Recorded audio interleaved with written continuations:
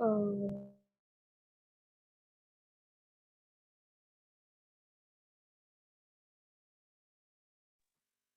Bismillahirrahmanirrahim. Assalamualaikum warahmatullahi wabarakatuh. Waalaikumsalam warahmatullahi wabarakatuh. Alhamdulillahirrahmanirrahim. Assalatu wassalamu ala rasulillah Sayyidina Muhammadin wa ala alihi wasallam. Amma ba'd. Pertama-tama, marilah kita panjatkan puji dan syukur kepada kehadirat Allah Subhanahu wa Ta'ala karena berkat hidayahnya kita dapat berkumpul di malam ini pada diskusi kali ini dengan keadaan sehat walafiat. Juga tak lupa sholawat dan salam semoga tetap tercurah limpahkan kepada junjungan kita yakni Habibana wa Nabiyana Muhammad Sallallahu Alaihi Wasallam, kepada para sahabatnya dan kepada keluarganya, dan juga tak lupa kita selaku umatnya yang insya Allah selalu senantiasa taat kepada ajarannya. Amin ya rabbal alamin.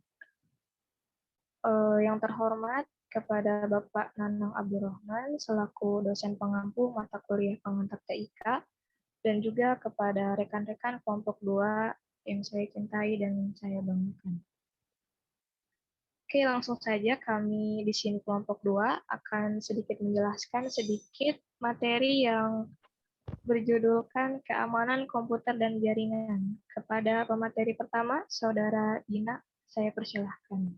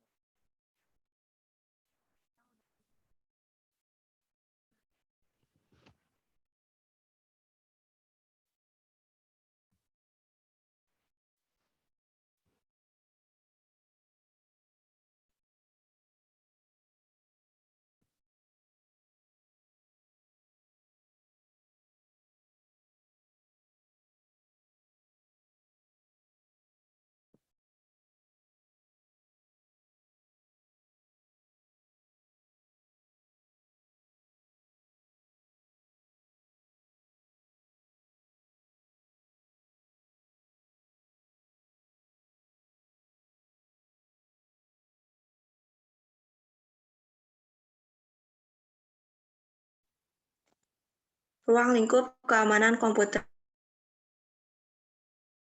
Ruang lingkup security, keamanan sistem komputer, atau lingkup keamanan merupakan sisi-sisi dari jangkauan keamanan komputer yang dapat dilakukan.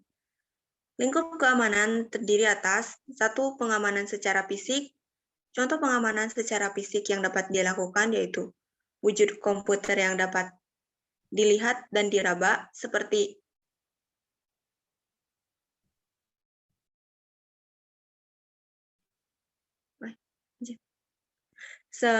monitor, CPU, keyboard. 2.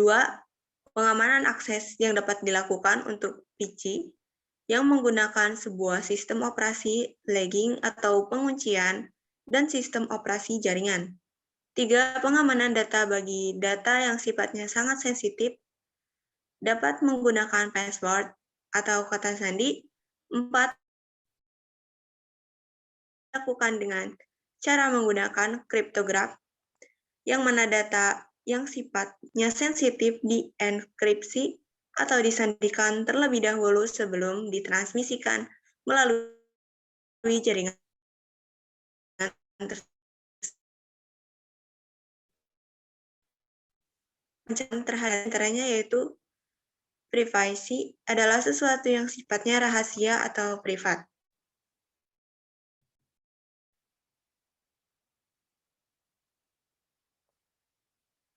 Enam, confidentiality adalah data yang diberikan kepada pihak lain dengan tujuan khusus, namun tetap dijaga penyebarannya. 7.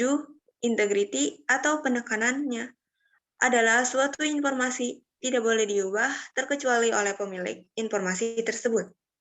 8. Authenticity bukan sewaktu user login dengan menggunakan nama user serta password-nya. 9. Availability dalam aspek ini berarti berkaitan dengan apakah suatu data tersedia ketika dibutuhkan atau diperlukan oleh pengguna.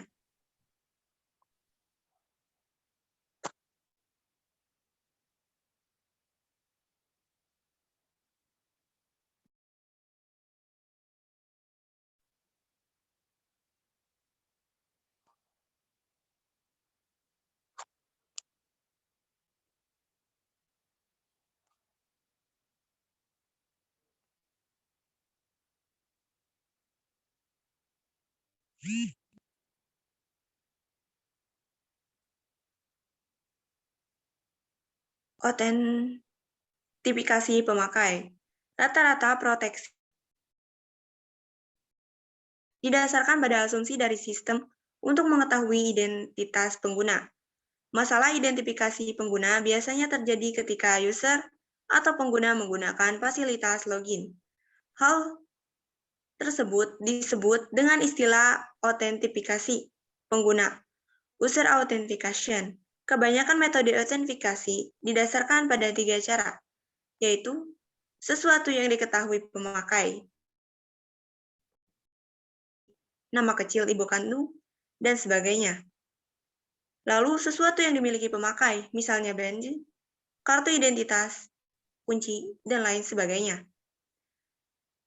Terus sesuatu tentang pemakai, misalnya sidik jari, sidik suara, foto, dan tanda tangan. A. Password, pemakai memilih satu kata kode, mengingatnya, dan mengetikkan saat akan mengakses sistem komputer tidak menampilkan layar. Pembatasan dapat dilakukan sehingga memperkecil peluang penembusan oleh pemakai yang tak diotorisasi.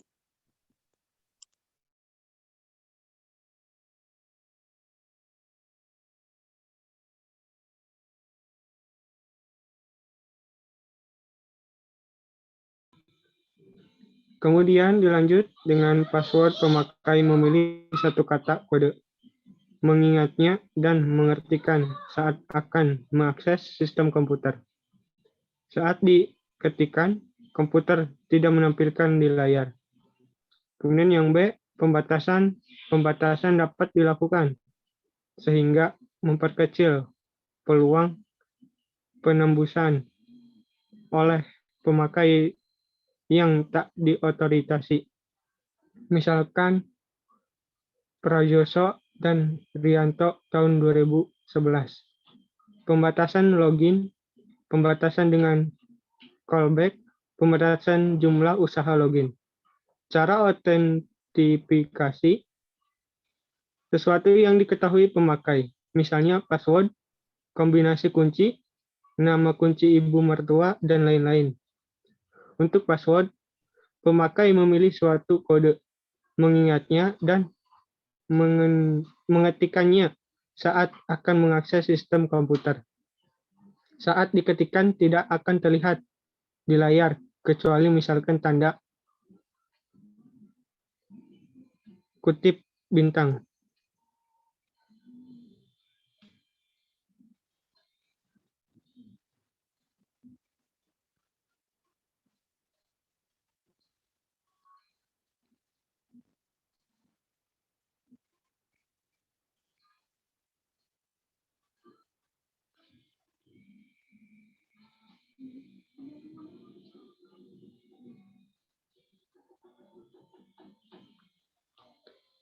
Kemudian kita masuk ke mekanisme proteksi sistem komputer.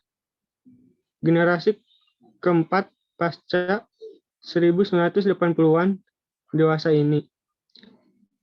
Sistem operasi dipergunakan untuk jaringan komputer di mana pemakai menyadari keberadaan komputer-komputer yang saling terhubung satu sama lain. Pada masa ini juga dimulai era komputer tersebar di mana komputasi tidak lagi berputar di satu titik, tetapi dipecah di banyak komputer sehingga tercapai kinerja yang lebih baik. Yaitu A. Matriks pengaksesan objek. Masalah proteksi adalah mengenai cara mencegah proses-proses mengakses objek-objek yang tidak diotorisasi. Mekanisme ini juga harus memungkinkan membatasi proses-proses ke suatu subset operasi-operasi legal yang diperlukan. Proses-proses yang dijalankan pemakai adalah proses-proses dalam domain itu dan mempunyai hak akses terhadap objek seperti ditentukan domainnya. Cara penyimpanan informasi anggota domain secara konseptual adalah berupa satu matriks besar, di mana yang pertama A. baris menunjukkan domain, B. kolom menunjukkan objek.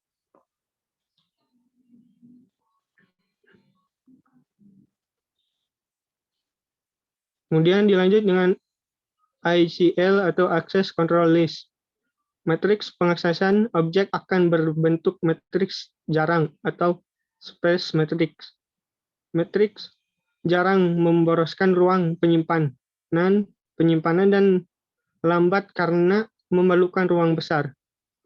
Dua alternatif untuk memperbaikinya adalah A. menyimpan matriks sebagai per baris, kemudian B. menyimpan matriks sebagai per kolom, kemudian C. penyimpanan dilakukan hanya untuk isian yang tak kosong, kemudian teknik penyimpanan per kolom, kemudian yang E. teknik yang digunakan adalah mengasosiasikan tiap objek dengan senarai terurut berisi semua domain yang boleh mengakses dan operasi-operasi yang diperbolehkan atau bagaimana. Kemudian yang terakhir itu teknik ini menghasilkan senarai disebut ACL. Kemudian yang terakhir kapabilitas. Cara ini adalah memecahkan matriks per baris diasosiasikan tiap proses satu daftar objek yang boleh diakses. Bila terdapat tanda operasi yang diizinkan padanya atau domainnya. Senarai ini disebut senarai kapabilitas atau capabilities list.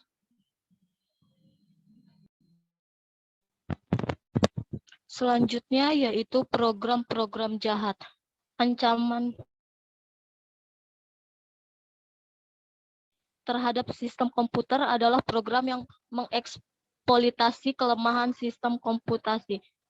Klasifikasi program jahat.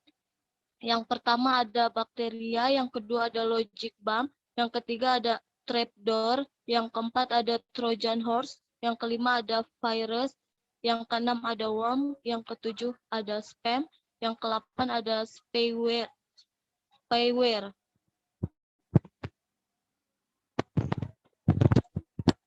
Virus dan antivirus. Virus adalah sama dengan program komputer lainnya. Perbedaan dengan program lain adalah virus dapat mencantolkan dirinya ke program lain dan mengeksekusi kode secara rahasia setiap kali program inang berjalan. Masalah yang ditimbulkan virus adalah virus yang sering merusak sistem komputer seperti menghapus file, partisi disk, atau menghancurkan program. Siklus hidup virus yaitu yang pertama fase tidur, yang kedua fase propagasi, yang kelima fase pemicu.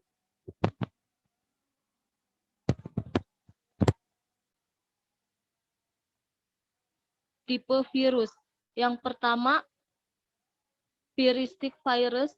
Tipe ini mencantolkan dirinya ke berkas yang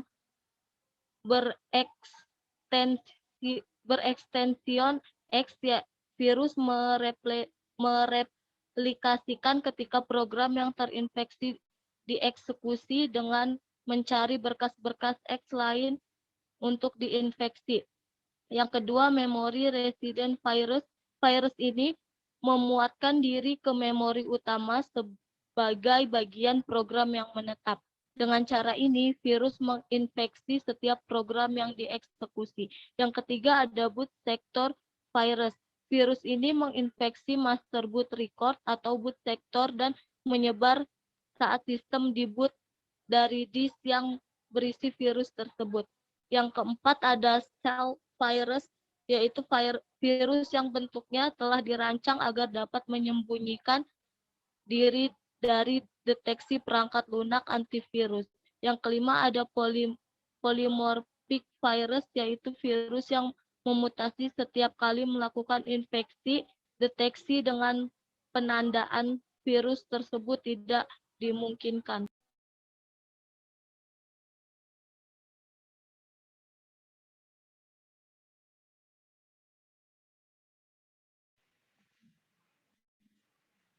Selanjutnya, antivirus.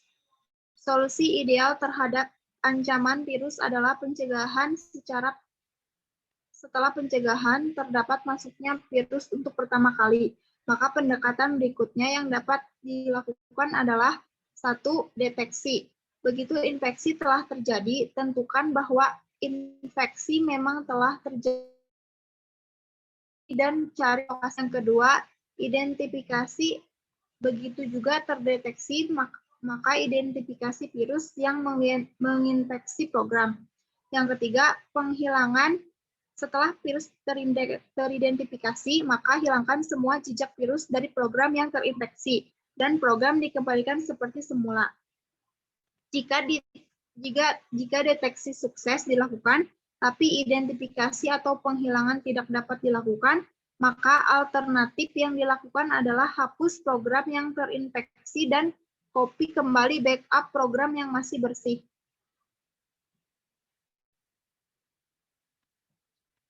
Perangkat lunak keamanan sistem. Ada 3 faktor utama yang disebut sebagai tujuan atau aspek dari keamanan, yaitu yang pertama, confidentiality atau kerahasiaan yang menyatakan bahwa data tidak dapat diakses oleh orang yang tidak berhak. Serangan terhadap aspek ini dilakukan dengan berbagai cara seperti menyadap jaringan, menerobos akses dan sistem komputer, sampai ke menanamkan Trojan horse atau keylogger. Keylogger adalah sebuah aplikasi atau alat untuk menangkap apa-apa yang kita ketikkan di keyboard. Yang kedua, integrity. Mengatakan bahwa data tidak boleh berubah tanpa izin dari pihak yang berhak. Serangan terhadap aspek ini dilakukan melalui serangan man in the middle. Data transaksi ditangkap di tengah jalan, dimodifikasi, dan kemudian diteruskan ke tujuan. Penerima tidak sadar bahwa yang sudah berubah dan memproses yang sudah berubah ini. Yang ketiga, availability. Aspek availability menyatakan bahwa data harus tersedia ketika dibutuhkan. Pada mulanya, aspek itu tidak dimasukkan ke dalam aspek keamanan, tetapi ternyata kegagalan berfungsinya sistem dapat mengakibatkan kerugian finansial dan bahkan hilangnya nyawa. Serangan terhadap aspek ini adalah dengan cara membuat sistem gagal berfungsi.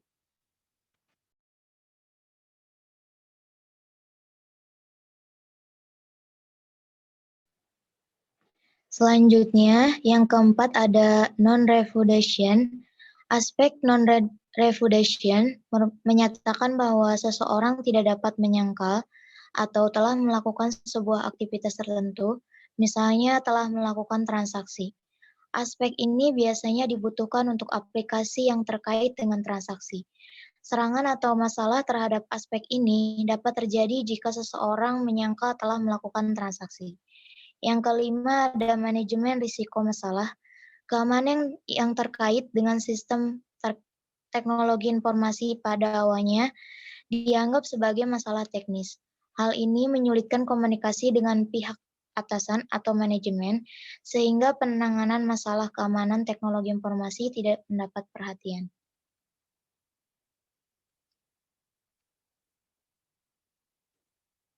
Selanjutnya yang keenam ada keamanan dan pengawasan. 3 tujuan utama yang menjadi inti dari keamanan komputer, itu yang pertama ada kerahasiaan. Kerahasiaan data menjamin bahwa informasi pribadi atau rahasia tidak tersedia atau diungkapkan kepada individu yang tidak berwenang. Yang kedua, privasi menjamin bahwa individu mengontrol atau memengaruhi informasi yang terkait dengan mereka yang dapat dikumpulkan dan disimpan oleh siapa dan kepada siapa. Yang kedua ada integritas. Integritas data ialah menjamin bahwa informasi dan program diubah hanya dengan cara yang ditemukan dan diotorisasi. Integritas sistem ialah menjamin bahwa sistem melakukan fungsi yang dimaksudkan dengan cara yang tidak terganggu, bebas dari manipulasi sistem yang disengaja ataupun tidak. Yang ketiga ada ketersediaan, menjamin bahwa sistem bekerja dengan segera dan layanan tidak ditolak untuk pengguna yang berwenang.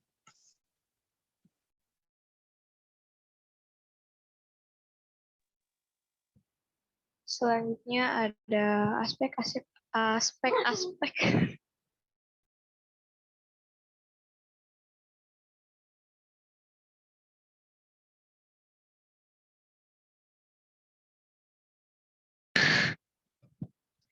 Selanjutnya ada aspek-aspek keamanan komputer. Keamanan komputer memiliki 8 aspek yang terdiri dari pertama ada authentication, yang kedua integrity, yang ketiga non-repudiation, yang keempat authority, yang kelima confidentiality, yang keenam ada privacy, yang ketujuh availability, dan yang terakhir ada access control. Juga ada model penyerangan keamanan. Penyerangan di dalam keamanan memiliki beberapa model. Menurut Stalling, model penyerangan keamanan meliputi pertama interruption, dan yang kedua interception, yang ketiga modification, dan yang terakhir fabrication. Ada juga macam-macam pengendalian. Ada pengendalian atau kontrol, ada juga pengendalian teknis, pengendalian kriptografis, pengendalian fisik, pengendalian formal, dan yang terakhir pengendalian informal.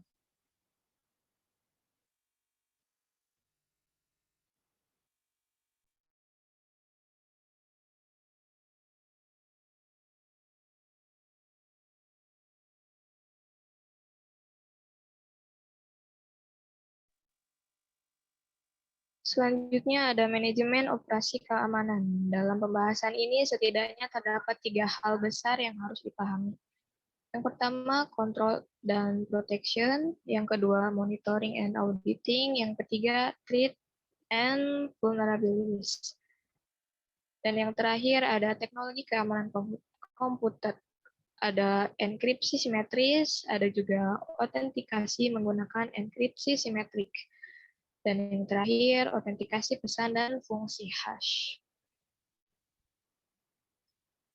Oke, mungkin materi demi materi telah dapat tersampaikan. Semoga apa yang disampaikan oleh kelompok 2 dapat teman-teman semua pahami, dan juga semoga belum cukup karena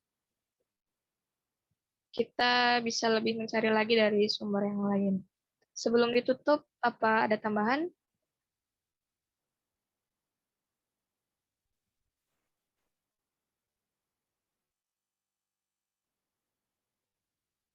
Tidak ada? Oke, mungkin cukup sekian.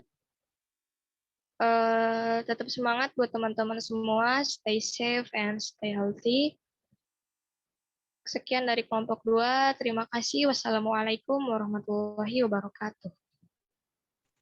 Waalaikumsalam warahmatullahi wabarakatuh. Waalaikumsalam. Warahmatullahi wabarakatuh.